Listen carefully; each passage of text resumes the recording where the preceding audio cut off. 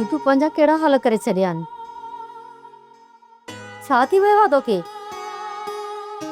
मूंखे त कुझु बि न आहे थियो अम्मा। त पोइ तुंहिंजे चेहरे जूं ख़ुशियूं काॾे मोकिलाए वयूं?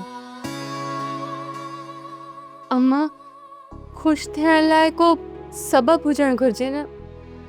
मां कहिड़ी ॻाल्हि ते ख़ुशि थियां? लाज़मी न आहे त को सबबु हुजे, पर माण्हूअ खे ख़ुशि रहणु खपे।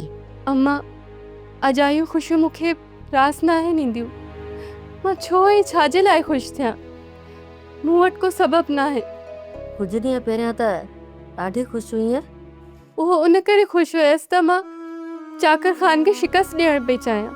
कोमल, तो चाकर ख़ान खे शिकस्त ॾेई छॾी आहे। हाणे त तोखे इहे ख़ुशियूं मल्हाइणु घुरिजनि। न अम्मा, मां हाराए चुकी आहियां। चाकर ख़ान जी मौत मूं लाइ फतह न शिकस्त आहे। हू चवंदो हो त कोमल तूं हाराए चुकी आहे।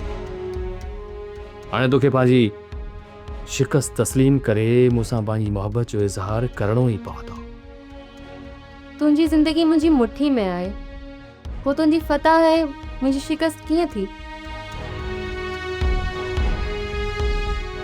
कोमल, मुक़ाबलो ॿिनि ज़िंदा दिलनि जे विच में हूंदो आहे।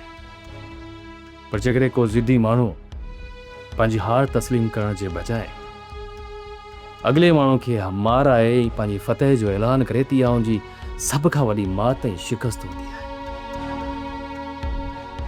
कोमल, मां अञा ज़िंदा आहियां। मां ज़िंदा आहियां त तुंहिंजी उमेद बि ज़िंदा आहे।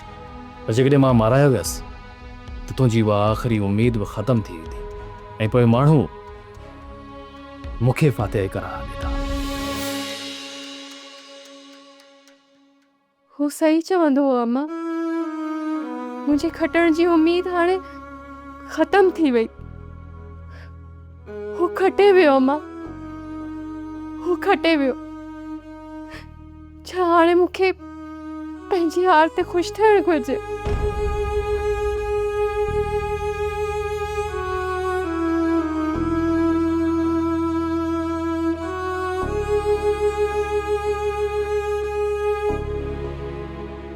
न ॼाण त छोकिरीअ खे अलाए छा थी वियो आहे। हिनजो इलाजु कराइणु घुरिजे।